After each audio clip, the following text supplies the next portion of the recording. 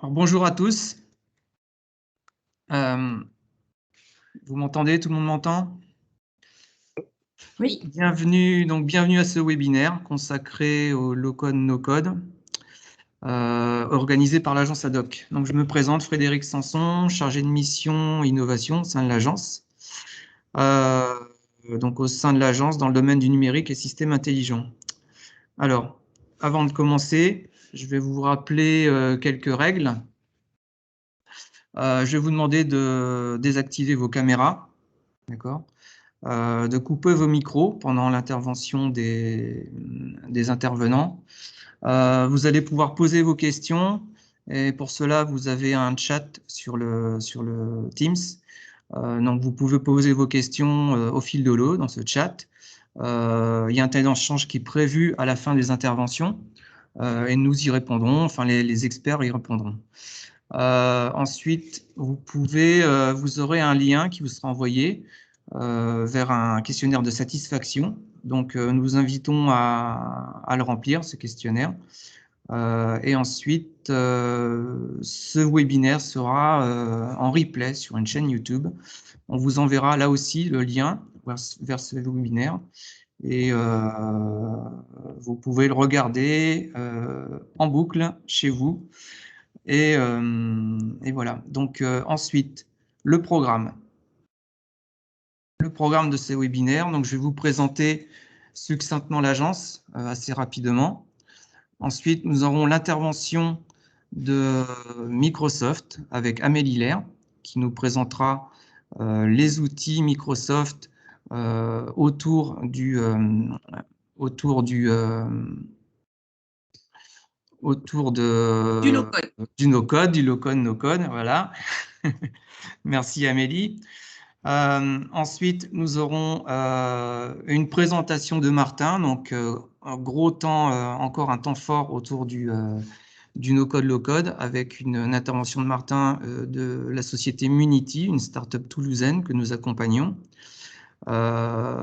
Autour de ces deux temps forts, nous aurons des retours d'expérience d'utilisateurs, à savoir Benoît Vienne pour IKEA, et ensuite François-Xavier Tramont pour InVisu, qui utilise, lui, les outils Munity. Nous aurons voilà, des questions-réponses, un temps d'échange à l'issue de ces interventions, où voilà, les intervenants pourront répondre à vos questions. Je vous ferai un zoom assez rapide sur le Transfo Digital Day qui aura lieu le 16 décembre à la Cité. Et ensuite, voilà, donc au bout d'une heure, donc, nous pourrons terminer ce webinaire. Donc, je vais commencer par la présentation de l'agence ADOC. Donc, nos métiers, l'agence ADOC, donc,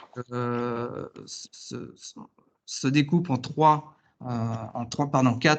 quatre grands métiers, donc l'attractivité, la croissance, l'export et l'innovation. L'innovation, c'est le secteur dans lequel je suis. L'innovation, et ensuite, nous avons 7 grands domaines d'expertise technologique. Alors, je ne vais pas rentrer dans les détails de ces domaines d'expertise. Vous avez la transition énergétique, l'eau, les matériaux, la médecine, la santé, le littoral, la production et voilà, le numérique, domaine dans lequel je suis, système et données, dans lequel vous retrouvez la cybersécurité, les systèmes intelligents. Voilà. Quelques chiffres clés de l'agence pour l'année 2020.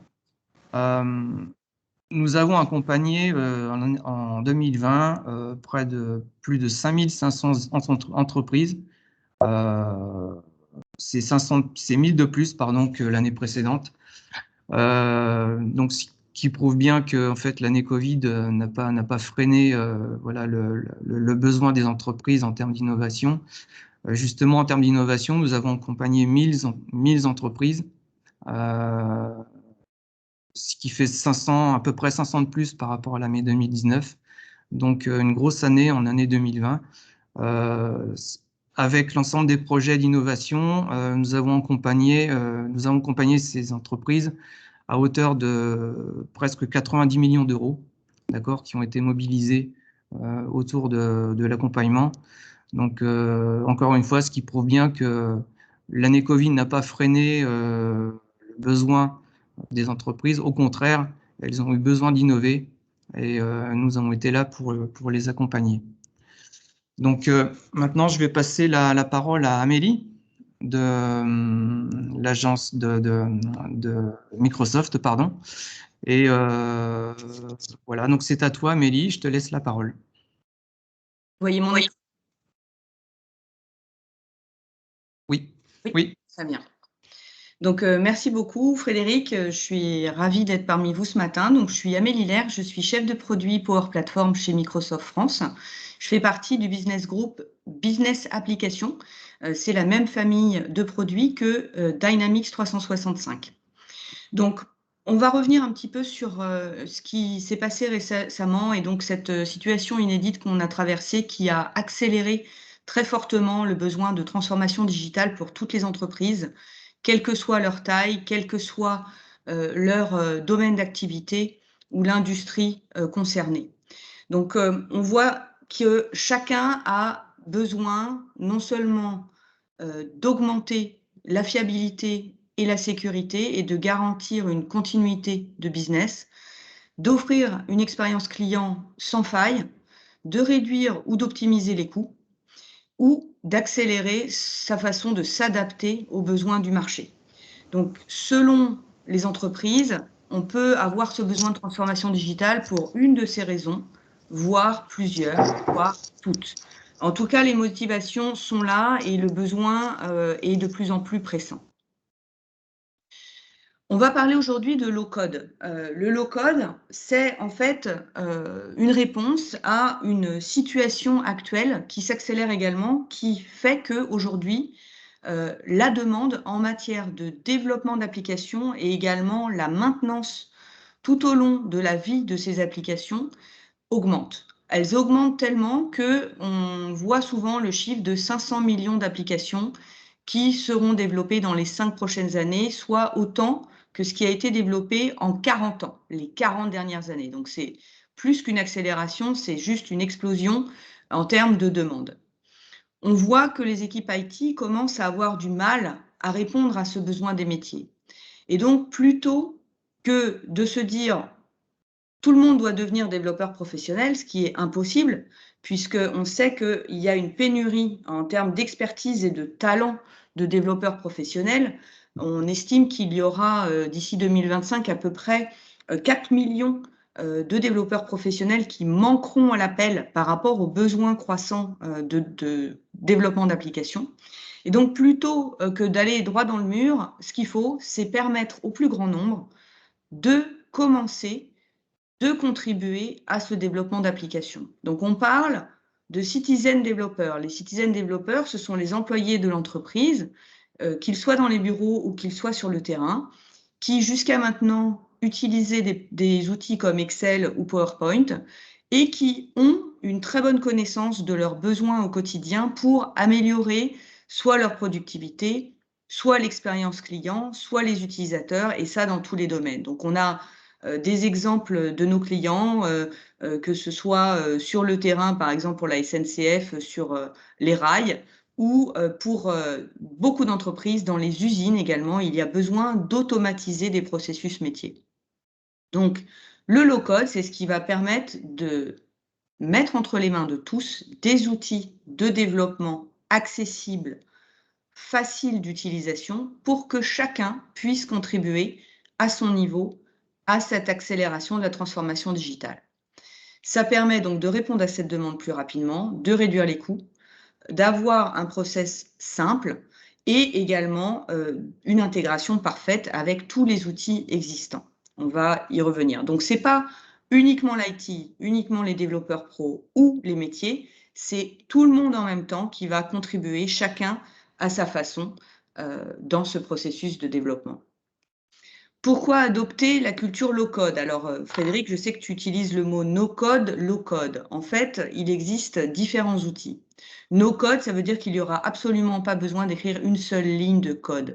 Low-code, ça veut dire que ça va être simplifié, mais qu'on ne parle pas d'outils pour créer une application grand public uniquement. Donc, c'est simplement pour remettre en avant le fait que une stratégie low-code et l'adoption d'une culture citizen développeur, elle va commencer par peut-être des besoins tactiques, par certaines équipes, certaines entités d'un groupe ou certains départements, mais on va pouvoir aller beaucoup plus loin avec le fait de raccorder les données partout où elles se trouvent, que ce soit dans un environnement Office, mais également à des données qui vont être externes, type SAP, Oracle, Salesforce, et j'en passe. Donc, c'est simplement pour expliquer, moi je préfère le terme de low-code, puisque ça vulgarise un petit peu trop le message quand on parle de low-code uniquement. Il y a des acteurs qui proposent des outils no-code, mais uniquement ces produits no-code. On va beaucoup plus loin dans notre approche.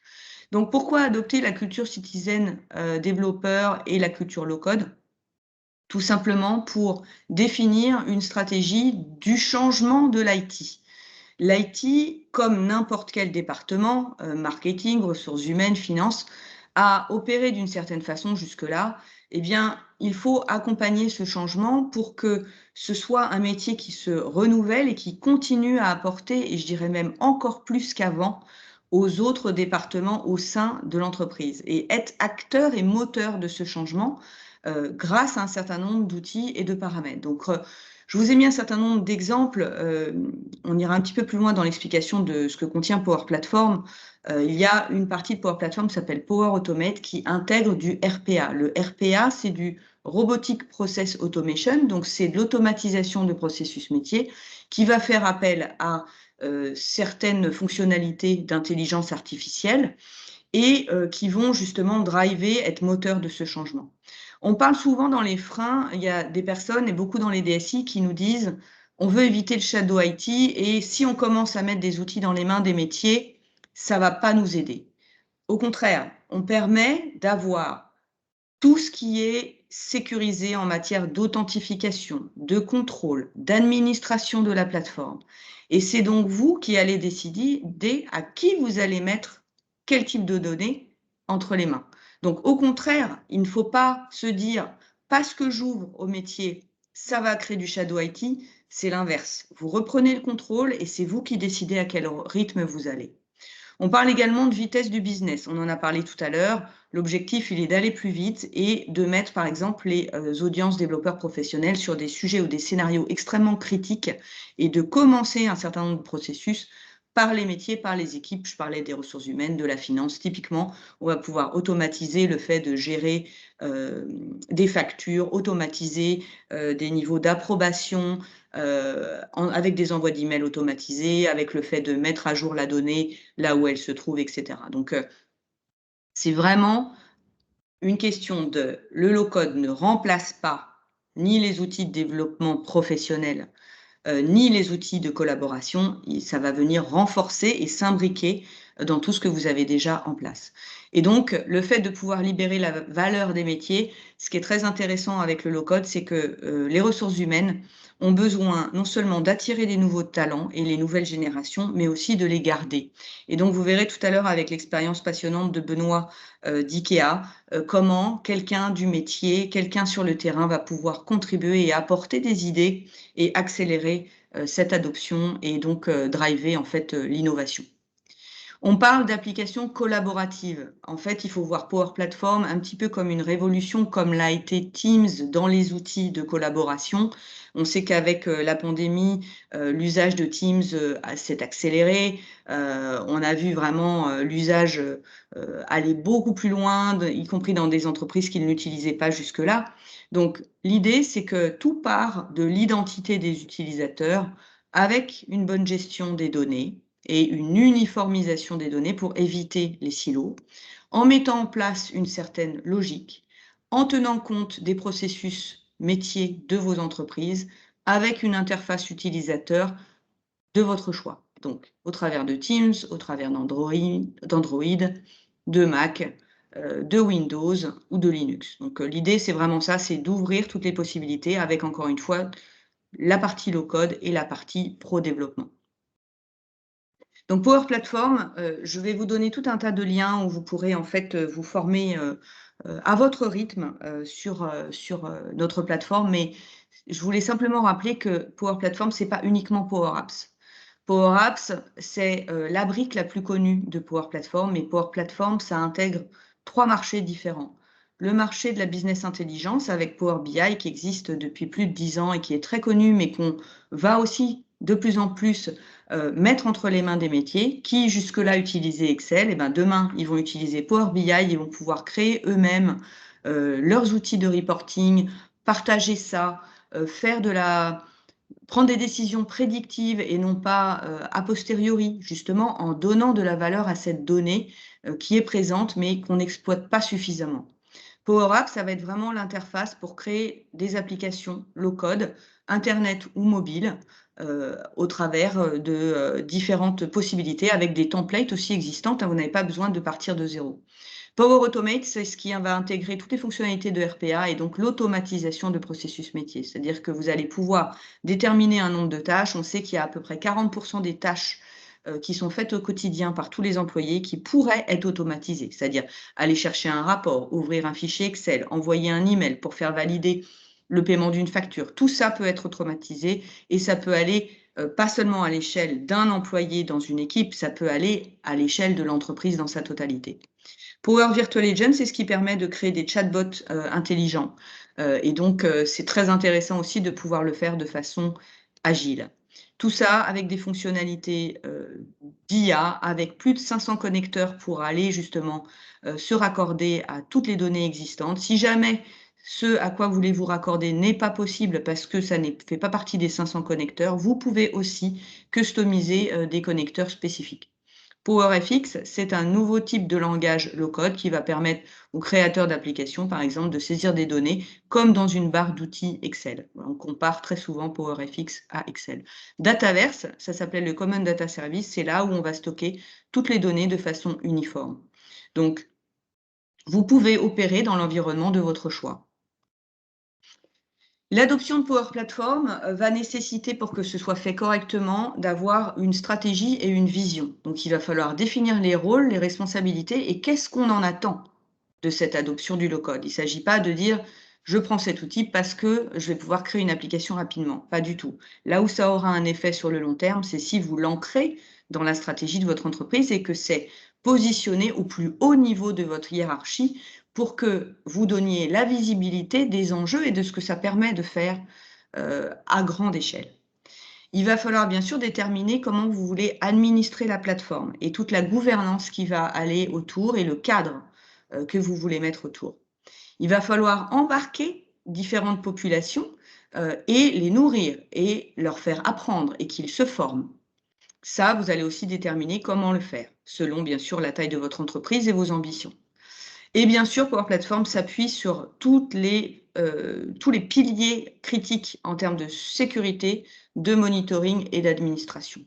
Ça bénéficie de tout ce qui existe déjà chez Microsoft au niveau d'Azure et de tous les outils proposés par Microsoft.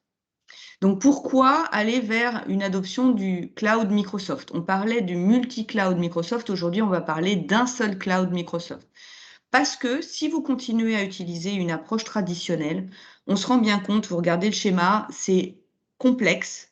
Cela n'aide pas à l'adoption des utilisateurs et ça va demander aussi des experts pour pouvoir administrer tout ça de la bonne façon. Plus vous aurez d'intervenants, d'interfaces, de process, de cloud différents, plus ça va être complexe. Donc, si vous décidez d'un choix pour la partie collaboration, pour la partie low-code, pour la partie business intelligence, pour la partie customer services, pour le CRM, pour le marketing, ça peut être extrêmement complexe. Ce qu'on propose avec le cloud Microsoft, c'est que toutes ces briques ont été créées et évoluent pour être parfaitement intégrées les unes avec les autres, avec tous ces sujets d'identité, de sécurité, de management et bien sûr de compliance. Donc avec une intégration facile, une meilleure satisfaction des utilisateurs et surtout moins de contraintes d'un point de vue administration pour se concentrer sur d'autres sujets comme le fait d'innover et de s'adapter plus vite. J'ai terminé sur cette partie. Je vais maintenant avoir le plaisir de demander à Benoît de me rejoindre. Benoît, je vais continuer à passer les slides, donc je ne vous vois pas. Mais ce que j'aimerais, Benoît, c'est que tu commences par te présenter et que tu nous expliques qui tu es, comment tu as connu Power Platform, qu'est-ce qui t'a plu et qu'est-ce que tu as mis en œuvre. Et tu me diras quand tu veux que je passe à la partie application. D'accord. Parfait. Merci, Amélie. Bonjour tout le monde. Par contre, j'entends un écho, alors je ne sais pas si du coup. Je vais me mettre en mute au cas où. Ok. Donc voilà, bon bah effectivement, comme l'a dit Amélie, bah, moi je suis un bon exemple, on va dire, de ce qu'on peut appeler un citizen developer, puisque bah, il y a quelques temps maintenant, bah, moi j'ai toujours été en magasin Ikea, été collaborateur à la vente en fait. Et effectivement, bah, il s'avère que bah, on a de plus en plus besoin de digitalisation. On se rend compte qu'on travaille encore avec des outils qui sont vieillissants, souvent le papier et le crayon, avec les avantages et les inconvénients, évidemment. Là, pour le coup, c'était plutôt des inconvénients. Donc, bah, le fait de devoir chercher des formulaires. Donc, vraiment, d'une manière globale, tout ce qu'on peut avoir sous forme de formulaire, tout ce qui est sur papier, tout ce qui n'est pas encore automatisé, entre guillemets, va devenir extrêmement générateur de value, de valeur, en fait. Vous allez pouvoir créer pas mal de choses. Donc moi, bah, ce que j'ai fait, c'est quand on est passé en fait à Office 365 avec cette nouvelle plateforme. J'ai découvert ces outils, que ça soit Power Apps, donc que j'ai découvert en premier, hein, puisqu'effectivement c'est le plus connu. Et ensuite j'ai découvert tout l'univers qu'il pouvait y avoir autour et tout ce qu'on pouvait automatiser, toutes les tâches répétitives. Donc ben, je me suis un petit peu mis dessus. J'ai pris un peu de temps pour comprendre. Moi, il faut savoir que de base, je suis pas du tout développeur. Ni dans l'informatique, bon, à part maintenant, effectivement, du coup, par la force des choses. Mais voilà, je me suis mis un petit peu dedans et moi, je le compare souvent à un fichier Excel, c'est-à-dire que je dis, ah, c'est joli, tiens, c'est vrai qu'on peut peut-être créer de l'automatisation. Puis le fait de pouvoir créer sa propre application aussi, ça a un côté engageant, quoi. Voilà, donc je me suis lancé un petit peu là-dedans et puis petit à petit, j'ai commencé à créer des applications et à vouloir automatiser des process. C'est là, Amélie, peut-être que tu peux passer le slide suivant. Merci. Donc du coup, bah, ça, en fait, c'est une application une des toutes premières applications que j'ai créées quand j'ai commencé. Donc le but, en fait, pour vous expliquer rapidement, c'était de pouvoir automatiser les demandes qu'on faisait à notre équipe des ressources humaines, puisqu'on avait, on va dire, une espèce je ne sais pas si vous pouvez vous imaginer, mais une espèce de pile de formulaires suivant le cas précis. Genre, bah, si je voulais demander de changer de RIB ou demander un acompte ou demander voilà, tout ce qui concerne les ressources humaines.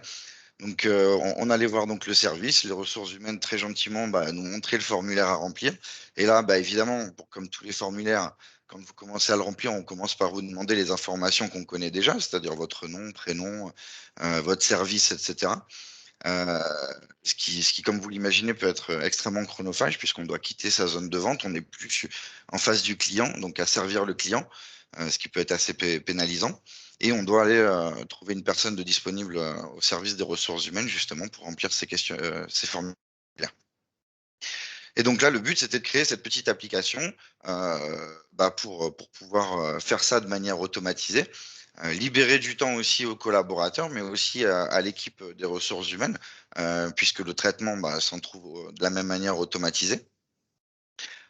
Donc là, avec cette application, tout simplement, pour vous donner une idée, le collaborateur donc, va se connecter bah, directement sur la plateforme de son choix. Donc là, c'est plutôt un format smartphone, mais il peut très bien l'ouvrir sur une page web, il peut très bien l'ouvrir sur un canal Teams, sur un téléphone pro, un téléphone perso, peu importe.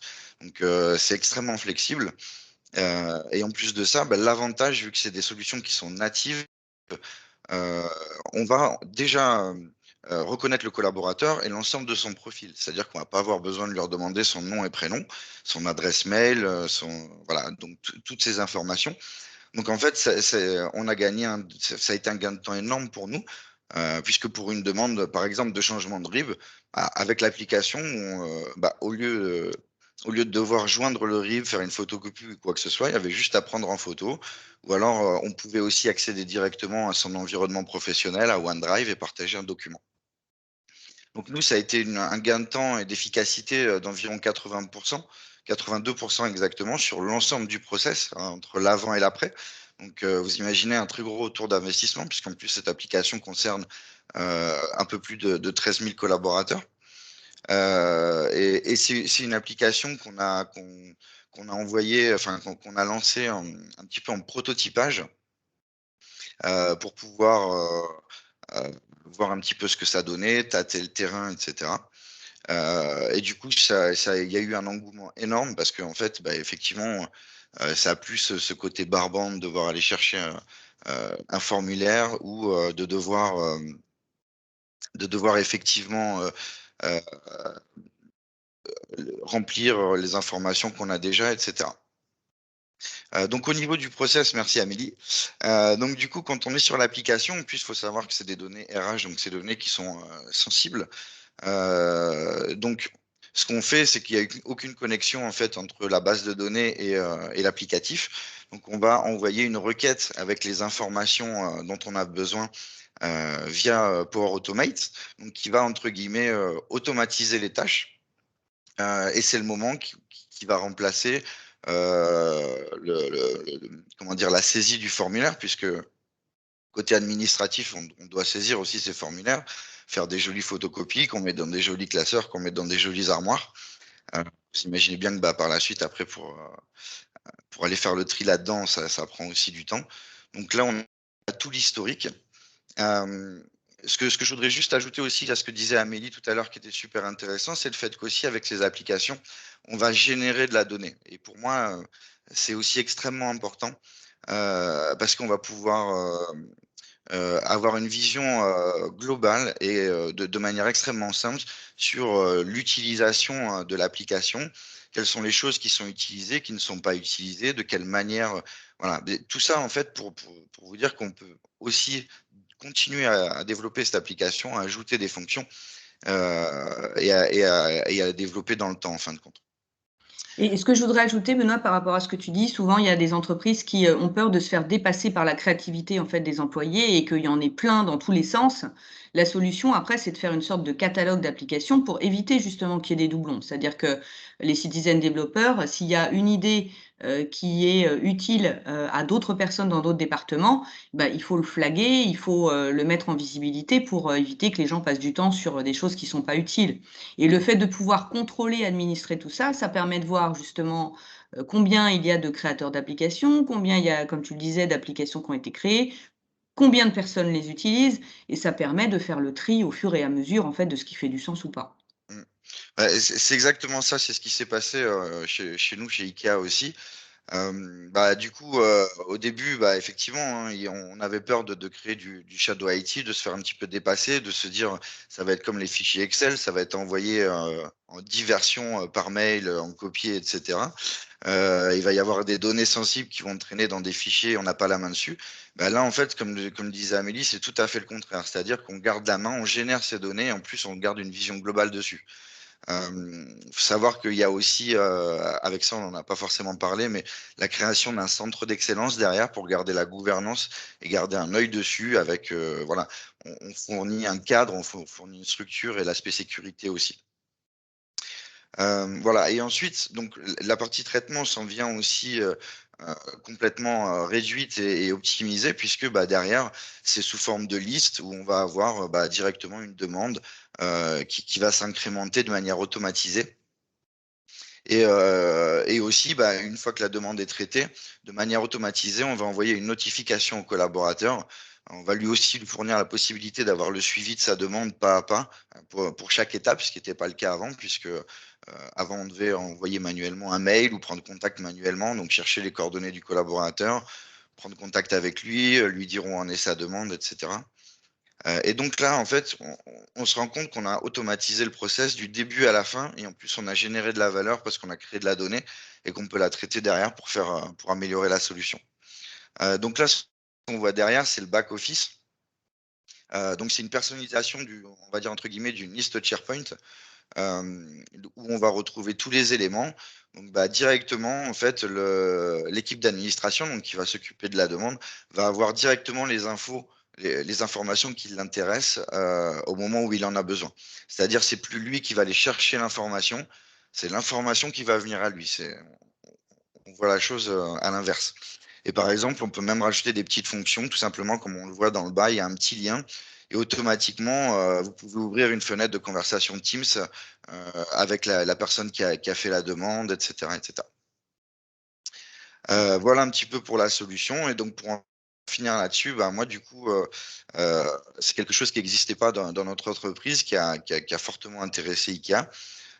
Bon, avec des petits doutes forcément au début. Et puis maintenant, du coup, je m'occupe de ce service pour former plusieurs citizen développeurs dans les magasins, puisqu'on on gagne un temps énorme, puisque c'est vraiment les utilisateurs finaux qui vont pouvoir nous aider à créer les applications.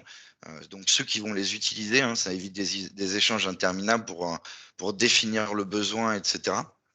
Et voilà, et on s'en sert aussi beaucoup pour faire du prototypage dans le cadre de projets qui pourraient être un petit peu plus complexes. Vu qu'une application, pour vous donner une idée, celle-là, moi je l'ai créée en 1 semaine et demie, 2 semaines maximum. Ce qui prend le plus de temps, après, c'est de fournir les documents, information security, etc., comme c'était les premières applications, mais après tout se passe bien. Et on va s'en servir comme prototypage pour générer de la valeur extrêmement rapidement, là où on aurait dû attendre plusieurs mois si on avait suivi le schéma de développement standard. Super. Moi, ce que j'aime beaucoup dans ton histoire, c'est que, en plus, tu étais de la région puisque tu viens En d'un plus, magasin de Montpellier, hein. On n'a pas fait ce choix, de te faire intervenir aujourd'hui par hasard et donc ça prouve bien que quand on est vocal, hein, quand on exprime, des idées et qu'on les partage, dans son entreprise, ça fait du sens et ça a tellement fait du sens que la solution a été adoptée au niveau du groupe, hein, oui, grâce à toi. Donc, merci pour ça et merci pour, ton partage d'expérience et puis, si, bien sûr, vous voulez, si vous avez des questions, pour Benoît, je sais là, je vais accélérer parce il y a encore une intervention après nous, mais merci Benoît pour ce partage d'expérience. avec Je plaisir. vais je vais aller très rapidement sur, la suite. Donc je voulais simplement vous dire que, chez Microsoft, on travaille avec tout un écosystème de partenaires. Vous avez les équipes, des labs en région qui sont là et je leur laisserai la parole pour le call to action, en fait, sur, le fait de si vous avez des projets qui puissent vous accompagner, donc Benoît et Fabien qui sont en région. On a des partenaires, qui sont, de différents horizons. Donc certains viennent du monde de Modern Work, d'autres du monde Azure, d'autres du monde de la data, d'autres du monde business application. Donc, je dirais, il y en a forcément un ou plusieurs qui peuvent vous aider à mettre en place toute cette stratégie d'adoption d'une plateforme low-code comme Power Platform, selon par quel bout vous voulez la prendre. C'est-à-dire, soit vous avez déjà des utilisateurs Office, soit des utilisateurs Dynamics, soit vous êtes fan de Power BI, vous avez déjà Azure. Donc, on est là aussi pour essayer de vous accompagner de la bonne façon et vous guider vers les bons partenaires. Et il y a certains de ces partenaires qui sont particulièrement actifs dans votre région.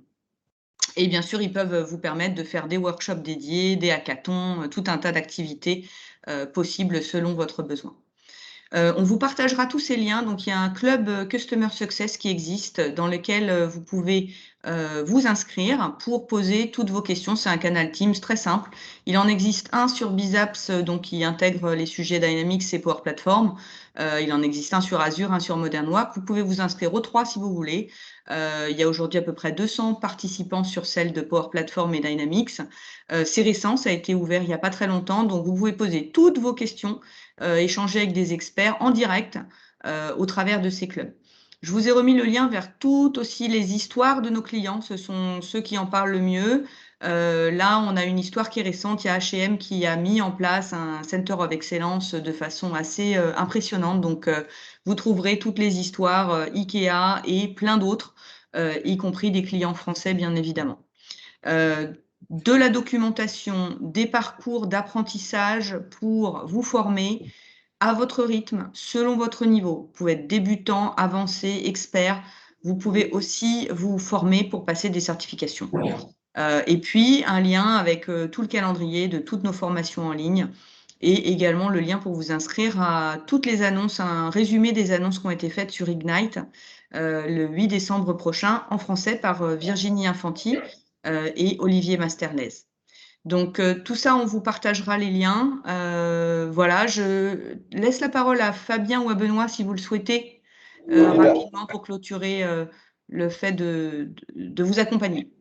Voilà, merci beaucoup Amélie, merci aussi Benoît Vienne pour son retour sur la mise en place de Power Platform. Bonjour à toutes et à tous, je me présente, je m'appelle Fabien Balny, je suis Regional Lab Manager, donc j'ai le plaisir d'animer notamment le lab qui se situe au cœur de la cité à Toulouse. Donc comme vous l'expliquez Amélie, Microsoft a décidé de réaffirmer son ancrage régional pour pouvoir vous accompagner dans la mise en place de ce type de projet autour de vos projets low-code. Donc, suite à la présentation faite par Amélie autour de Power Apps et de la Power Platform dans sa globalité, vous avez un site que vous voyez actuellement à l'écran qui est aka.ms/vos projets numériques qui nous permettra de pouvoir prendre contact avec vous, de tout de suite vous accompagner et vous mettre en relation aussi avec nos experts techniques côté Microsoft et également de pouvoir vous mettre en relation avec notre écosystème partenaire qui vous a été présenté et qui est présent sur la région Occitanie. Je vais maintenant laisser la parole également aux intervenants suivants. Merci à Adoc et Adoc Innovation pour l'invitation et encore à nouveau merci Amélie et Benoît pour votre présentation. Très bonne session à tous. Merci Fabien. Je passe maintenant la main à Marc qui est le prochain intervenant et on reste en ligne pour vos questions à la fin de la session. Merci beaucoup.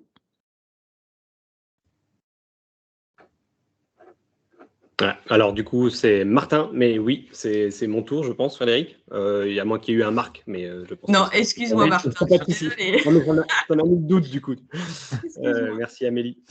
Du coup, effectivement, je suis Martin, je suis cofondateur de Munity, une startup toulousaine qui vient de se lancer. Hein. Ça s'est lancé en juillet, Munity de cette année. Donc, vous voyez, il n'y a vraiment pas longtemps.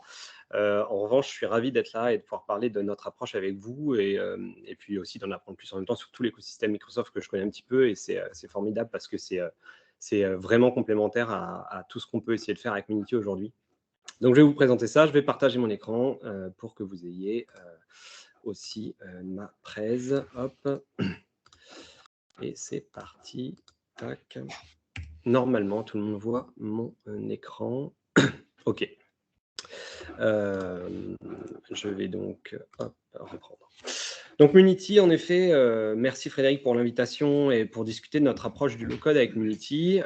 Nous, on est autant à l'extrémité du spectre de la taille d'entreprise avec Microsoft que du low-code sur le positionnement, puisqu'on est, vous allez le voir, un outil low-code qui est fait à l'inverse de tout ce que fait aujourd'hui Microsoft pour les citizen développeurs.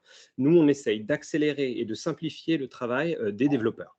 Donc, c'est du low-code, mais à destination de ceux qui connaissent quand même bien la programmation et qui sont, a fortiori, généralement développeurs.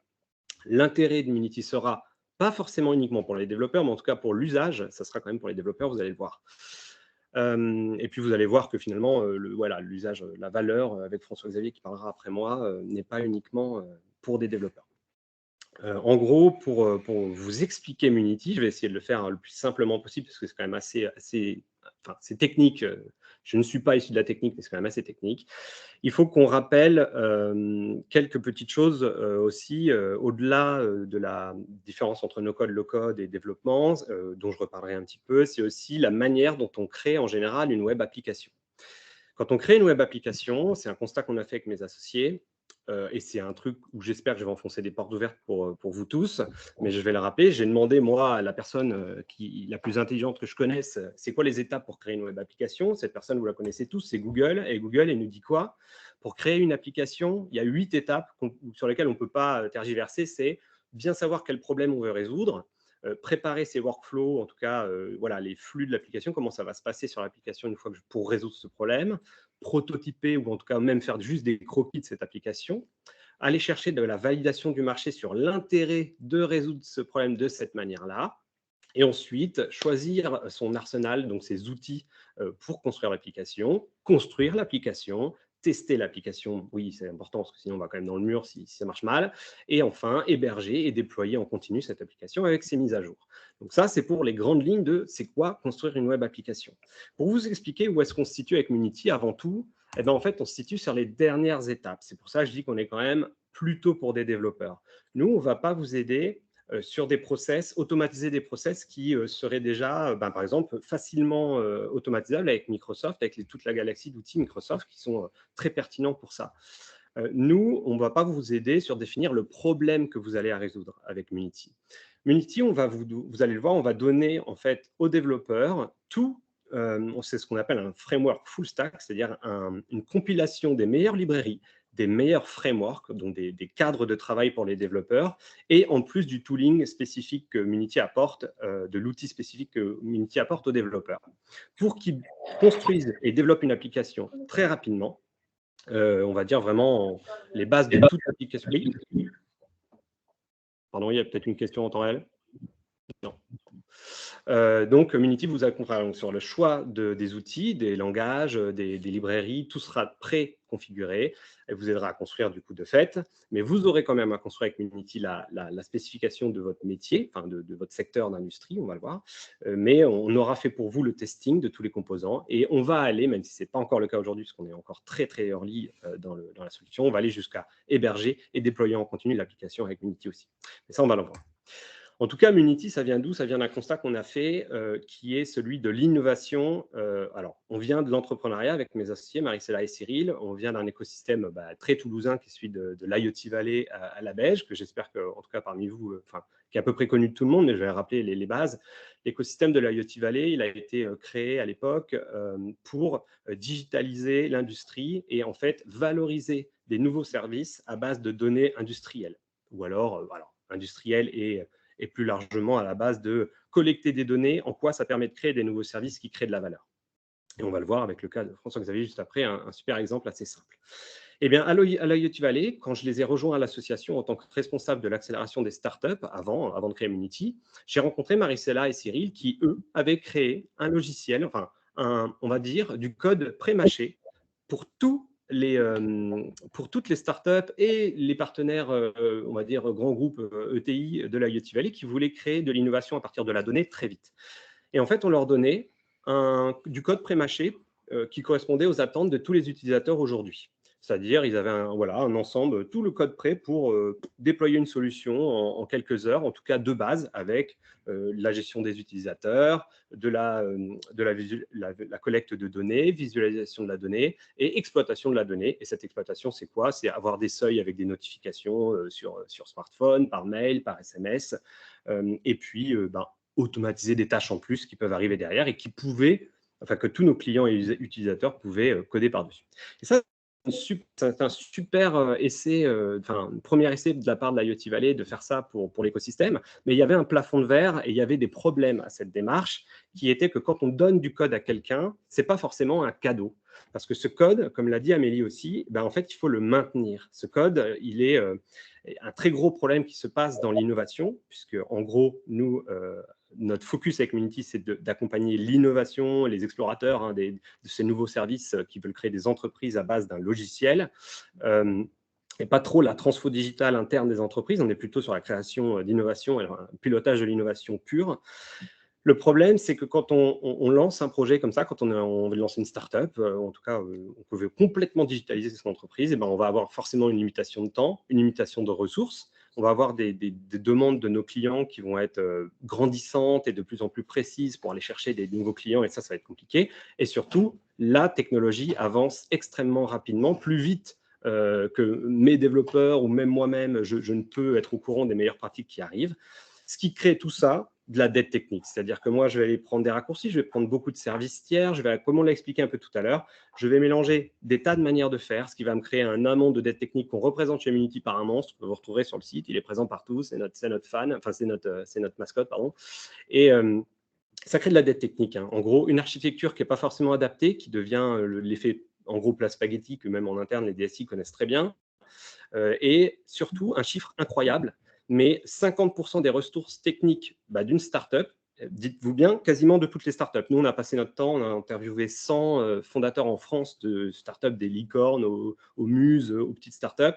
50% des équipes techniques, dès l'année 2, ne gèrent plus que la maintenance de l'existant d'un logiciel. Ça paraît fou parce que quand on est de l'extérieur, on se dit c'est bon, j'ai mis une app en ligne, elle marche. Ben non, en fait.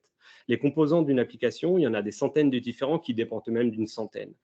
Et ça, c'est un problème donc de coût. Et c'est un problème aussi qui ralentit la capacité de relivrer des nouvelles fonctionnalités plus vite.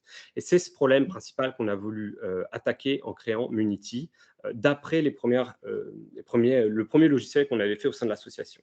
Donc, en quittant l'association, on a voulu avoir une autre approche, celle de se dire, OK, le no-code, le low-code, c'est vraiment génial pour prototyper extrêmement vite des applications qui reproduisent des schémas connus, de l'automatisation de tâches, du workflow, de compilation de documents, de plots, de génération d'Excel, etc.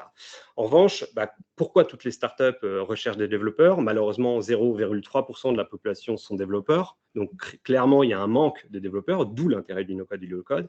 En revanche, quand on crée l'innovation et que notre valeur d'entreprise est notre logiciel, on veut garder l'ownership de ce qu'on est en train de construire. Ça veut dire qu'on ne peut pas vraiment dépendre d'un service tiers.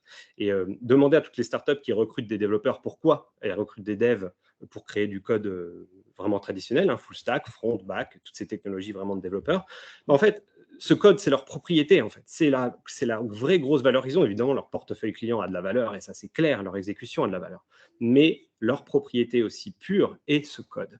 Donc, on voulait garder une approche framework en essayant de tacler les problèmes que ça amène de développer avec des vrais développeurs sur des outils de dev, c'est que ça prend beaucoup de temps, ça prend beaucoup d'argent de fait, et puis de temps pour trouver les devs, d'argent pour payer les devs, et ça ne nous protège pas forcément de la dette technique, puisqu'il suffit de mal faire ou de faire trop vite. L'agilité, ça amène des problèmes massifs qui sont des itérations rapides, on jette à la poubelle des fonctionnalités, on ajoute des fonctionnalités rapidement, ce qui crée de la dette technique. Donc, on voulait garder la flexibilité du code originel, laisser l'ownership du code entier aux utilisateurs de Munity, et on voulait quand même les accélérer dans le temps, parce que ça prend beaucoup de temps de développer en full stack aujourd'hui. Et puis, on voulait forcément les alléger sur le coût que ça a de créer une startup aujourd'hui. En gros, une startup, pour la première version fonctionnelle d'un produit, il faut compter 100 000 euros pour une année de développement. Je parle d'une phase post-minimum viable product, donc post-prototypage. Si on se lance dans une vraie application qui sera évolutive, là, ça commence à coûter pas mal d'argent, et c'est ce qu'on voulait tacler. Donc, en gros, la proposition de valeur de Munity reste de dire, nous, on veut accélérer la mise en marché de logiciels, en tout cas drivés par de l'innovation, en réduisant les coûts de maintenance futurs malgré tout, sans limiter la propriété de ce code, sans avoir d'effet boîte noire. C'est en tout cas ce à quoi on travaille aujourd'hui. Comment on essaie de répondre à ça avec Munity? En fait, on est en train de construire un portail. Donc, le portail n'existe pas, mais la solution existe quand même. Et ça, pour les plus développeurs d'entre vous, on le verra à la fin, vous pouvez aller sur Git et commencer à utiliser notre approche, notre architecture. En fait, Munity, à terme, d'ici quelques temps, dans pas longtemps, ça ressemblera un peu à Webflow, comme vous pouvez le voir sur ce portail, qui est complètement ce à quoi ça ressemble déjà, en tout cas dans notre environnement à nous. En gros, Munity, c'est comme Webflow, si vous avez déjà utilisé, ou un peu WordPress dans l'idée, sauf que ce n'est pas pour des sites web, mais pour des web applications. Vous choisissez quel genre de projet vous allez faire. Nous, on s'adresse principalement au SaaS, donc au Software as a Service, qui est B2B ou B2C, peu importe. Et on va dire à ces développeurs, voire au CEO, s'il est un peu tech, peu importe, on a différents cas, on pourra en parler. Ils vont pouvoir choisir quel genre de web application ils essaient de faire à partir de templates qu'on propose. Ils vont télécharger ce template d'application qui sera complètement fonctionnel avec du code pour le back-office, des bases de données relationnelles qui sont faites, du front, donc de l'interface utilisateur qui sera prêt, et ils n'auront plus qu'à, par-dessus nos composants, développer leurs propres composants spécifiques de ce qu'ils essaient de faire sur le marché. Ce à quoi nous, on ne sait pas exactement ce qu'ils sont en train de faire, on veut juste les aider sur les 60-70% du code qui est nécessaire pour aller ensuite vers vraiment leurs valeurs spécifiques. Donc, la promesse de Munity à terme, ça sera carrément de télécharger ces templates, on va les voir après, de web application, et puis ensuite de passer encore par notre portail pour l'héberger en 2 clics, le projet, pour vite se lancer et pas gérer le côté déploiement continu et hébergement qu'on va adresser aussi d'ici l'année prochaine. Donc, dites-vous qu'en fait, la porte d'entrée de Munity, ce sont des templates. Alors, pour le vocabulaire, pour être précis, un template de logiciel, ça s'appelle un boilerplate. Ce n'est pas un template, c'est en design, on appelle un template. On appelle un boilerplate, pourquoi? Parce que un template de logiciel, c'est vivant. C'est-à-dire que chaque élément à l'intérieur continue de vivre, même une fois que j'ai téléchargé. Ce n'est pas figé comme un template. C'est pour ça que ça s'appelle chaudron, en anglais, un boilerplate. Aujourd'hui, Munity, c'est principalement 2 templates, parce que, comme je vous l'ai dit, ça fait 3 mois qu'on a commencé et ça fait peut-être que 2 mois qu'on a commencé vraiment à coder. Donc, on a 2 templates qui sont à peu près ready pour les tests, en tout cas si ça vous intéresse. Ce sont un template de data-centric platform ou de IoT platform, peu importe si vous avez des projets comme ça va marcher. On va voir le cas avec François-Xavier, c'est plutôt le cas de la data-centric platform, c'est-à-dire toute une web application basée sur une récolte de données pour un service, pour des notifications, pour de l'alerting.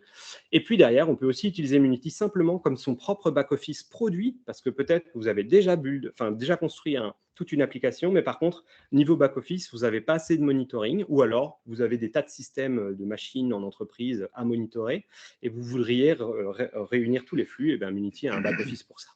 Et pour aussi manager directement la base de données, qui était une grosse force de ce back-office qu'on propose en template, c'est qu'on va avoir la possibilité de toucher au endpoint des bases de données directement dans ce template. Mais je n'irai pas dans ce détail-là tout de suite.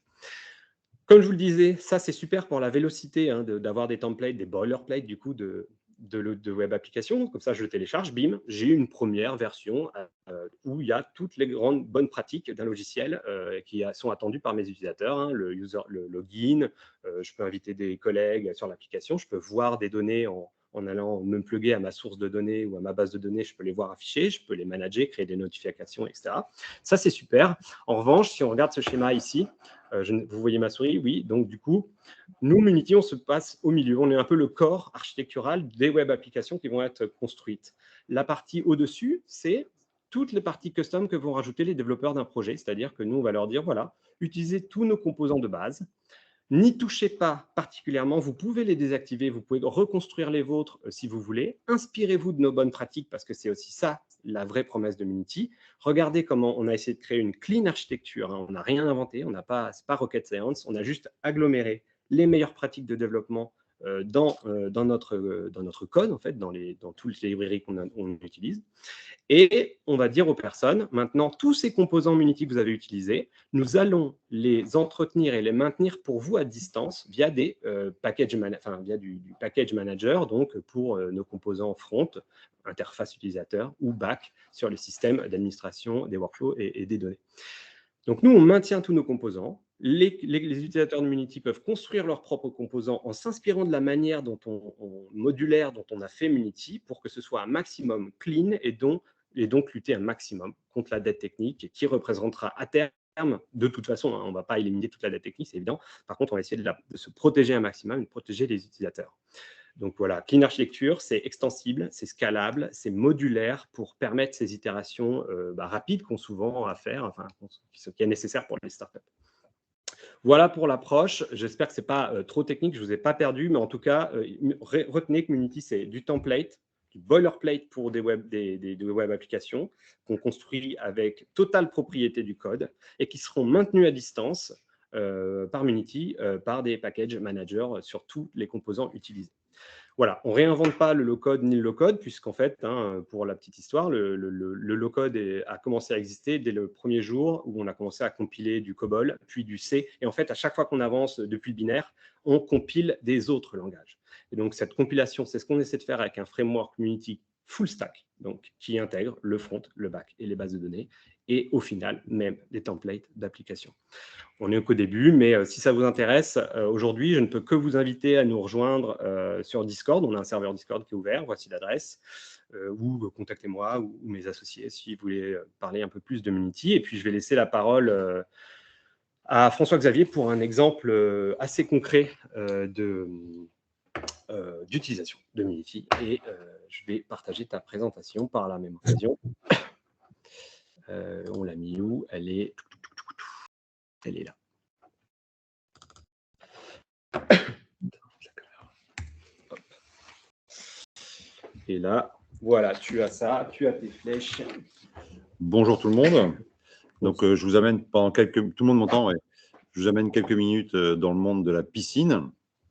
Donc, on s'est associé à trois professionnels qui venaient d'univers différents, à la fois des constructeurs de machines de traitement d'eau, moi qui étais initialement pisciniste, et un ingénieur des objets connectés. Et on a décidé donc de s'investir dans cette question des piscines visualisées à distance. Donc aujourd'hui, dans très rapidement un contexte autour de la piscine en France, on a quand même 3 millions de bassins sur le territoire français. C'est le deuxième marché après les États-Unis. C'est une quantité très très importante de bassins, et notamment il y en a la moitié qui sont des piscines enterrées. Et les deux problèmes les plus importants qui ont été identifiés depuis pas mal de temps, c'est à la fois pour les consommateurs de tenir leur piscine sur un équilibre, une eau propre à la baignade. Et comme on a un marché qui se démocratise, on a des gens qui ont de moins en moins la possibilité de s'entourer de professionnels pour entretenir leur piscine. Et le deuxième problème identifié, c'est celui sur lequel je me suis beaucoup engagé, qui était celui de pouvoir être à la fois piscinier, d'avoir un parc de piscines à entretenir et de pouvoir les visionner à distance, et de manière à intervenir quand il y avait une nécessité. Bon, j'ai inscrit des enjeux qui sont plus larges que ça, mais ce n'est pas le propos ce matin. Il y a autour de la piscine, évidemment, avec 3 millions de bassins, un enjeu environnemental sur la consommation d'eau, d'électricité et puis tous ces produits chimiques, qui est un enjeu très, très important. Il y a une réglementation qui est de plus en plus contraignante. Et puis, il y a un marché de la connectivité qui s'est ouvert depuis 3-4 ans. Donc, beaucoup de constructeurs font des objets qui parlent le Bluetooth dans les locaux techniques et qui se permettent de se connecter soit à distance, mais ce n'est pas toujours très, très facile, mais en tout cas, localement, c'est possible. Et donc, voilà. Donc, nous, on arrive à ce moment-là sur la tranche entre, on va dire, les constructeurs d'équipements de traitement d'eau et les usagers, et qui sont pour nous donc des usagers professionnels, ce qu'on appelle les pisciniers. Voilà, donc aujourd'hui, nous, on souhaite être à la fois agnostique, c'est-à-dire travailler avec tous les équipementiers. On souhaite être B2B, c'est-à-dire ne travailler qu'avec les pisciniers. Et puis derrière, il y a tout un enjeu de tiers de confiance, qui effectivement, on est là pour valoriser les uns et soutenir les autres, et de se positionner entre les deux. L'offre, évidemment, c'est de voir sa piscine à distance, de faire remonter toutes les alertes et une pompe qui s'arrête et dont on n'a pas connaissance. En 2 jours, la piscine elle a tourné et c'est très compliqué de la rattraper. Et puis, tous des paramètres, il y a des enjeux très importants dans le maintien de son eau propre à la baignade. Par ailleurs, il y a beaucoup d'enjeux autour de la chimie, parce que la chimie, c'est quasiment de l'alchimie. Oui, il y avait quelqu'un. OK, et donc on avait une offre commerciale à faire qui était celle de pouvoir à la fois se connecter à tous ces équipementiers et en même temps de faire des abonnements aux pisciniers. Donc, en quelques mots, notre solution, elle est assez simple, hein. On fait monter de la donnée sur un cloud et on fait redescendre de l'information sur une application pour le client final et sur un dashboard pour le piscinier. Et du coup, le piscinier, lui, quand il a 10, 30 ou 40 piscines, ou voire 100 même, hein, en contrat d'entretien, globalement, il arrive le matin au bureau, ou bien il a sur sa tablette les alertes qui lui disent la piscine 42, la pompe s'est arrêtée, ou bien la piscine 53, il y a un gros problème de taux de sel dans l'eau, etc., etc. Donc voilà un peu l'offre qu'on fait. Et dans notre accès au marché, on avait, je dirais, 2 contraintes très importantes qui étaient d'une sorte d'urgence. La première urgence, c'était la saisonnalité, puisqu'on était prêt avant la saison, enfin on était en cours de préparation avant la saison de l'été 2021. Et puis, il y avait la deuxième autre contrainte qui était tout aussi importante, c'était le budget que nous avions sous la main en investissement, en fait. Du coup, notre stratégie, ça a été de mettre en place un bêta-test avec un seul partenaire qui était un constructeur d'équipements de traitement d'eau, et de pouvoir déployer cette offre auprès donc d'une première communauté de pisciniers qui allait tester notre solution. Donc, voilà le dispositif qu'on a mis en termes de bêta-test. Donc, on a signé un contrat de partenariat avec le groupe Corelec, qui est un des majeurs du secteur. Enfin, en tout cas, ils ont une grosse part de marché. Ils ont un équipement qui s'appelle l'Achéron, qui est une cellule d'électrolyse, enfin, un équipement de traitement d'eau, pour ne pas rentrer dans le détail, et qui, effectivement, communique en Bluetooth. Et du coup, on a pu, nous, produire 50 boîtiers de bêta-test et les mettre dans 50 locaux techniques de pisciniers qui étaient en fait les clients de Corelec. Donc, en fait, Corelec nous a ouvert son carnet de clientèle. On est connecté à Internet par Sigfox. Dans le cadre de l'IoT Valley, c'était important. Et il fallait donc qu'on développe ce dashboard et cette application. Donc, le calendrier, il était très court. Hein. On s'est retrouvés tous au printemps, au mois d'avril-mai. Début juin, on a décidé de se lancer dans cette aventure. Le temps de faire un peu les specs et tout, on a fait une commande aux développeurs autour du week-end du 14 juillet. Et on a eu la première connexion, donc à la fois avec le boîtier installé dans le local technique, le dashboard, le piscinier invité à piloter son dashboard et le client. Alors, le client, c'est à nos associés, évidemment, et le premier client qui pouvait télécharger son application sur son téléphone portable. Et ça, c'était le 1er septembre. Alors, on n'avait plus qu'un mois parce que la saison en France, évidemment, elle se finit début octobre, sauf pour les piscines couvertes. Et du coup, on a décidé de lancer l'ensemble du bêta-test plutôt sur l'île de la Réunion. Et donc, le début novembre, alors ouais, il y a pas mal de trucs à ajouter, notamment, bon bref, je ne rentre pas dans le technique, mais il y avait des choses à ajouter pour partir à la Réunion. Et voilà, on a pu être connecté à Saint-Louis de la Réunion le 10 novembre. Mais ce qui était important, c'est que sur 3 mois d'existence, on avait une solution qui existait. Donc, on pouvait tout à coup, et on peut aujourd'hui, bien sûr, rencontrer tous nos clients, nos partenaires et leur montrer combien ça existe. Et en termes de budget, ce qui était incroyable, c'est qu'on a réussi à pouvoir opposer l'existence de cette solution avec un budget de moins de 20 000 euros. Et donc, on avait 3 700 sur les boîtiers de bêta-test et l'application et le dashboard à 15 000 euros. Donc, moi, j'ai compris, parce que je ne viens pas du tout de ce monde du développement, effectivement, que le développeur qu'on a choisi, quand il nous a fait son offre de dire, voilà, je vais vous développer l'application et le dashboard pour 15 000 euros, voilà, c'était juste extraordinaire. Et on a compris que c'était grâce à Munity que ça fonctionnait. Je vais m'arrêter là. Et donc aujourd'hui, voilà, donc on a aujourd'hui 3 équipementiers qui sont partenaires et on a donc 5 piscinistes qui nous suivent. Et pour la petite histoire, donc c'est Clinique Piscine ici qui est notre partenaire piscinier à l'île de la Réunion. Est-ce que tu veux qu'on regarde l'app du coup? Alors on peut regarder l'app ouais. si tu m'installes dessus. Non, bien sûr.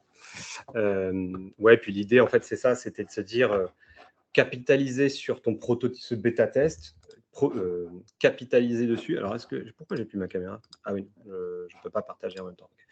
C'est pas grave. Et donc, voilà l'idée, je te mets en plein écran. Donc, voilà le dashboard. Donc, on a ici les deux. Alors, on est ici à Toulouse, donc on a une piscine qui est couverte, donc qui fonctionne. On a la carte de nos deux piscines sur ce tableau de bord. Alors, la stratégie, ça a été sur les 50 boîtiers d'avoir le maximum de pisciniers et donc on donnait que entre 2 et 5 boîtiers par piscinier. À part à La Réunion, on a évidemment mis le maximum de boîtiers là-bas. On a les alertes comme ça en tableau de bord et puis on peut rentrer dans une des piscines, par exemple à Saint-Jean, à côté de Toulouse. Donc, on se retrouve avec les données en temps réel aujourd'hui, là. Température, pH, redox, salinité, etc. On a d'autres paramètres qui ont été inscrits et puis où on a tout l'historique. Voilà, donc par exemple, la dernière donnée, elle est du 2 décembre à 11h. Ok. Voilà pour. Et puis donc on peut sur les utilisateurs, donc on a ici voilà tous les différents utilisateurs, à la fois le pisciniste, ses clients. Bon, moi je me suis mis dessus pour avoir un peu la main.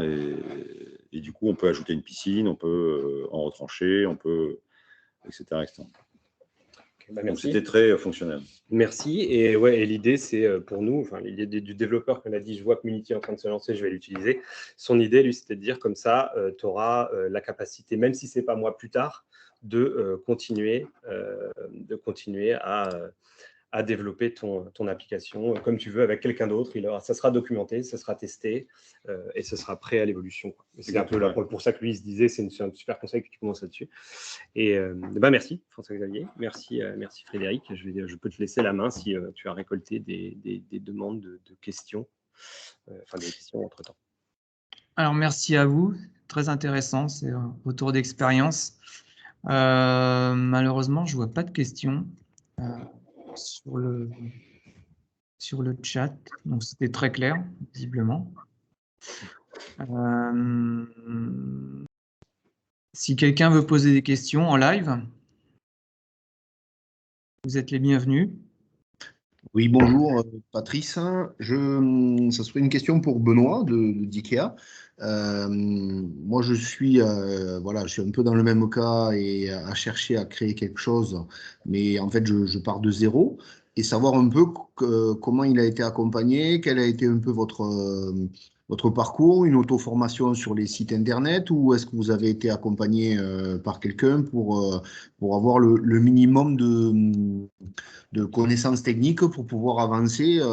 Moi, j'ai dépatouillé un peu. Je sais que l'outil me correspond sur toute la Power Platform. J'ai vu un peu tout. Mais maintenant, il me manque plus qu'à mettre en place. Et là, je bute sur des petits détails techniques, des choses où je perds beaucoup de temps, alors que si j'étais accompagné, voilà. Alors, quel a été votre accompagnement? Moi, j'ai appris tout seul en fin de compte parce que j'ai été pas mal cherché sur le web, hein, sur Google, alors sur le forum Power Community, où il y a une très grosse communauté de développeurs où il est possible de poser des questions, on a les réponses extrêmement facilement, mais la plupart du temps, la question a déjà été posée, il y a déjà la réponse en dessous, donc ça va plutôt vite. Ou tout simplement en regardant la documentation Microsoft qui aussi là est pas mal faite puisque on va avoir la liste de tous les connecteurs avec pour chacun la description, le format utilisé, les différentes informations qu'on va pouvoir aller chercher dedans, etc. Mais effectivement, dans une entreprise donc à plus grande échelle, faut pas s'attendre à ce que tout le monde se fasse de l'auto-formation, hein, forcément, ça va pas être le cas tout le temps, malheureusement. Donc, il y a quand même un accompagnement à prévoir. Et pour ça, Amélie a laissé, je pense, les liens des formations. Donc, notamment, il y a App in a Day qui est vraiment pas mal fait. Il y a pas mal d'events autour de ça aussi. Donc, suivant le niveau, en fait, où on apprend à créer des applications de bout en bout. Voilà. Après, c'était quoi? C'était vraiment au niveau de l'application et des formules à renseigner dans l'application ou plus ce qu'il y a autour, comment Ouais, l'intégrer, comment le c'est développer? beaucoup plus les relations entre la base Dataverse, hein, l'application Power Apps et puis même au sein de Power Apps, voilà, c'est ce que je veux, c'est créer des outils, une application qui soit vraiment très très rapide d'utilisation pour l'utilisateur. Et donc du coup, il faut que ce soit des menus déroulants. Il ne faut pas qu'on ait à chercher, enfin, on ait à saisir avec un clavier sur un smartphone tout ce qu'on doit rentrer. Et donc de là, il faut qu'on puisse aller chercher ce menu déroulant dans une référence. Voilà, donc c'est un peu tout ce cheminement entre des références, et donc tout ça, c'est des petits détails sur lesquels je bute, qui sont, je suis sûr, certains très très simples et voilà, et sur lesquels il me manque juste des verrouilles, enfin des déclics et c'est vrai que la question, c'était est-ce que vous êtes débrouillé par vous-même ou parce que j'ai étudié la question d'être appuyé par une entreprise, voilà, mais de suite, on rentre dans des coûts qui correspondent pas à ce que je pouvais faire sur mon exploitation agricole, quoi. Et voilà, donc Non, mais là, je pense que le mieux, en fait, tout va se faire automatiquement dans l'application à partir du moment où on connecte la base de données. Mais le plus important quand on veut faire une application, c'est déjà au départ de mettre en forme ces données. Je vais prendre l'exemple simple, gratuit au début, si on veut s'entraîner, qui est les listes SharePoint. qui sont pour moi l'équivalent d'un fichier Excel, hein, pour ceux qui ne connaissent pas. Extrêmement simple à utiliser. Il y a juste à prendre une colonne, par exemple, choix. Et quand on va faire une application derrière et qu'on va connecter un formulaire à cette liste de SharePoint, automatiquement, il va y avoir le menu déroulant. Donc, en fin de compte, il n'y a même pas à y toucher. Ensuite, on peut faire du conditionnel, on peut aller plus loin, on peut choisir des valeurs en fonction d'une autre valeur. Je ne vais pas rentrer dans le détail, évidemment, ce n'est pas le but. J'ai vu tout ça, oui. Mais voilà, vraiment la base de données. Voilà, je suis un utilisateur d'Access depuis 20 ans et je programmais des bases de données. Donc, mais par contre, là, j'ai une adaptation à l'outil. Voilà, entre Access et Power Apps, il y a beaucoup de différences. Et voilà, c'est juste. Et donc, la question, il était là. C'était surtout de savoir, de comprendre quel avait été votre parcours. Et est-ce que vous aviez été appuyé par une entreprise avec des gens qui vous ont coaché, ou est-ce que par vous-même, vous y êtes arrivé? Et effectivement, le support Microsoft est quand même assez bien fait. J'y avancé aussi beaucoup. Mais par contre, voilà, c'est savoir est-ce que je dois continuer dans ce sens-là ou est-ce qu'il ne faut pas que je perde mon temps et il faut que je sois aidé par quelqu'un, avec le coût non, que mais il faut avoir un petit peu de temps il faut avoir un petit peu de temps en fin de compte. Si on cherche les informations, on trouve, c'est vraiment pas un problème. Moi, de base, hein, très honnêtement, je suis mécanicien hein, de base. Hein, je suis pas du tout développeur en fin de compte. Hein. Ouais. Les fichiers Excel, à part rentrer des numéros dans une case, je sais pas faire non plus. Hein. Mais par contre, effectivement, c'est ce côté amusant, en fait, ce côté ludique qui permet de, ben voilà, c'est jouissif aussi de voir qu'une application prend forme, que Oui, voilà. oui. Donc voilà, on aime bien passer du temps dessus, mais effectivement, il y a un peu de temps à passer au début Oui, tout à fait. Ouais. pour apprendre ça. D'accord. Merci beaucoup. Voilà, avec plaisir. Est-ce qu'il y a d'autres questions? N'hésitez pas. Hein. Nous avons des experts sur le sujet ici, des offreurs de solutions. Oui. Juste Frédéric, pour répondre à la question de Patrice, Amélie a mis nombre de pointeurs dans le chat, dont notamment des événements qui auront lieu le 10 décembre et le 7 décembre, qui peuvent intéresser Patrice et toute personne pour pouvoir rebondir et bien sûr sur justement la création d'applications qui sont extrêmement pertinents et qui sont très inspirants surtout, très, très inspirants. Et après, on retrouve toutes les bases d'informations possibles et imaginables. Oui, je viens de le voir, merci beaucoup. Une autre petite question concernant plutôt Microsoft. Aussi quelques difficultés pour avoir un conseil sur sur la gestion des abonnements. Donc là, moi, j'ai une dizaine d'utilisateurs. Donc, voilà. Donc, chez Microsoft, comment on fait commercialement? Alors après, sur le site, voilà, on arrive à prendre en ligne des licences, tout ça. Voilà. Mais est-ce qu'il peut y avoir un support, est-ce qu'il peut y avoir un commercial Microsoft qui nous conseille un peu? Voilà. Alors, je vais mettre juste ma caméra. Bonjour Patrice, vous me voyez. Donc, je m'appelle Benoît Moussaron-Navarre, j'ai un rôle de directeur de région pour Microsoft. Grandes régions, clusters de régions que sont la Nouvelle-Aquitaine et l'Occitanie. Et dans le cadre de la présentation qui a été faite ce matin, on vous a mis un petit pointeur, c'est que le Frédéric peut réafficher, qui vous adresse directement sur une page, sur un formulaire, qui est effectivement du Power Apps aussi, et qui remonte auprès de nos équipes. Et nous, on s'assure à ce qu'il y ait un retour et un contact avec des réponses derrière. Donc, n'hésitez pas à formuler vos attentes et vos problématiques. Et on est en train d'industrialiser, voilà, AK.ms vos projets numériques. Et vous expliquez la nature de votre projet et vous aurez un contact qui est fait. Si il n'y a aucun contact, n'hésitez pas à me pinguer directement et vous aurez mes coordonnées et je m'assurerai à ce qu'il y ait un bon contact qui soit fait pour que vous ayez les niveaux de conseil. Non, mais on est structuré pour pouvoir répondre au mieux à vos attentes. Le problème, la problématique, c'est comment on y accède. Donc c'est pour ça qu'on fait une grande promotion de vos projets numériques. Voilà. Merci beaucoup. Parfait. De rien. Frédéric, je pense que tu veux peut-être parler de la journée du 16 décembre. Alors, s'il n'y a pas d'autres questions, je vais parler de la journée du 16 décembre, le Transfo Digital Day. Donc, le Transfo Digital Day, qu'est-ce que c'est? C'est un événement qui se tient à la Cité le 16 décembre et qui est organisé par ADOC. C'est la 4e édition. Donc, c'est l'événement de l'année sur le Transfo Digital en territoire Occitanie. Donc, si vous êtes une entreprise qui en demande de digitalisation, tout secteur confondu, ou tout simplement si vous souhaitez vous renseigner sur le sujet, donc vous pouvez y rencontrer les offreurs de solutions digitales et les acteurs de l'accompagnement digital en Occitanie. Parmi les temps forts, il y aura des keynotes, des tables rondes, des retours d'expérience, des rendez-vous B2B et également des démonstrations de solutions numériques. Et à ce titre, voilà, Microsoft sera présent dans ce Transfo Digital Day. Microsoft nous ouvrira son lab à la Cité pour des ateliers numériques. Je crois qu'il y en a 3, Benoît. Oui, 3, tout à fait. donc, j'ai pas le programme complet, mais voilà, il y aura 3 thématiques différentes, 3 ateliers différents autour du numérique. Point intéressant, donc cet événement sera en format hybride. Donc il y aura des retransmissions, des keynotes et des tables rondes dans cet point de la région. Les points de la région seront la Cité de l'économie des métiers, Montpellier, les maisons de la région à Rodez, Perpignan et Tarbes.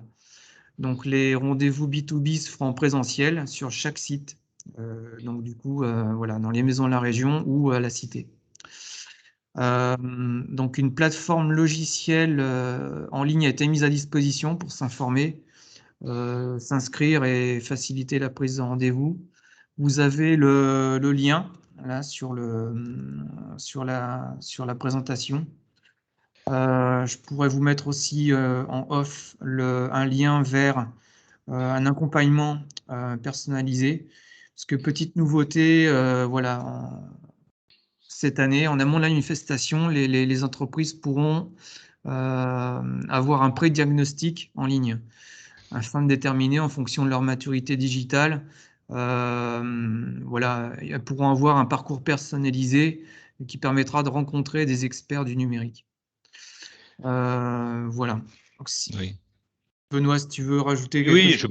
je peux rajouter juste un point. Ça se tiendra à la Cité. Nous avons notre Microsoft Experience Lab qui est basé à la Cité de Toulouse. Et là-dessus, au-delà d'une participation à une table ronde sur effectivement le fait que le low-code, no-code est une réalité, chose que l'on a partagée aujourd'hui. 3 partenaires viendront soutenir des ateliers au sein de notre lab. Un partenaire qui est Data Consulting qui montrera tout l'intérêt d'être et la nécessité du marché de devenir aujourd'hui data-driven et l'impact que cela peut avoir pour le monde des PME et des ETI et de l'entreprise en général. On fera des retours d'expérience sur un retour d'expérience sur le code no code avec un BK sur Urban Solar, qui est une structure du côté de Montpellier qui réalise des fermes de panneaux solaires. Et ensuite, il y aura un témoignage aussi d'un autre partenaire qui est qui expliquera le collaboratif avancé autour de Teams, c'est la réécriture de tous ces process en mode low-code, no-code aussi. Voilà. Donc ce sera riche en matière d'échange. Écoutez, on espère que les conditions sanitaires permettront que tout cela se tienne de manière physique. Sinon, on maintiendra ces sujets dans une manière digitale ou autre, on verra. Mais pour l'instant, nous sommes dans cette dynamique-là d'accueillir un maximum de personnes. Voilà. Merci Benoît. Donc, s'il n'y a pas d'autres questions... Voilà, il y a eu une question, Frédéric, je me permets, je réponds juste à Arnold qui demandait pour Munity la roadmap de nos frameworks. Enfin, alors, ce qu'il a appelé framework, je pense qu'il parlait des templates d'applications disponibles pour créer sa web application startup ou autre, ou innovation. Aujourd'hui, donc, projet data, une web application pour collecter de la data IoT ou data platform, oui, c'est disponible. Le back-office, comme je vous le disais. Et ce qui sera le prochain dans notre roadmap, bien sûr, ça, on ira plus vers l'hébergement et plus de la fonctionnalité de base, de core pour le framework. Mais le prochain template, ce sera une application de matchmaking, que ce soit pour créer des applications de rencontres ou d'événementiel, qui sera du coup agnostique au type de matchmaking qui sortira sur Munity, qui sera disponible puisqu'on a pas mal de clients qui demandent. Voilà. D'accord. Super. Merci. S'il n'y a pas d'autres questions, voilà, donc ce webinaire touche à sa fin. Vous avez mes coordonnées, voilà, mon contact, mon adresse mail, mon numéro de téléphone. Si vous avez besoin d'un accompagnement, recherche de financement, voilà, je suis là. Je tiens à remercier donc tous nos intervenants. C'était super intéressant. Beau retour d'expérience. Amélie, Benoît, Martin, François-Xavier. Je remercie également Benoît Moussaron, Fabien Balny de Microsoft qui nous ont aidés à préparer ce webinaire. Je remercie aussi toute l'équipe ad hoc en interne qui a merveilleusement bien travaillé et préparé ce webinaire, Caroline Pelletier et Sophie Valette. Voilà, donc si tout est bon pour vous, on peut arrêter là. Le webinaire sera en replay sur YouTube. On vous enverra le lien vers ce replay et puis également le questionnaire de satisfaction. Merci à tous et à bientôt. Merci Frédéric. Merci. Merci à tous. Au revoir. Au revoir.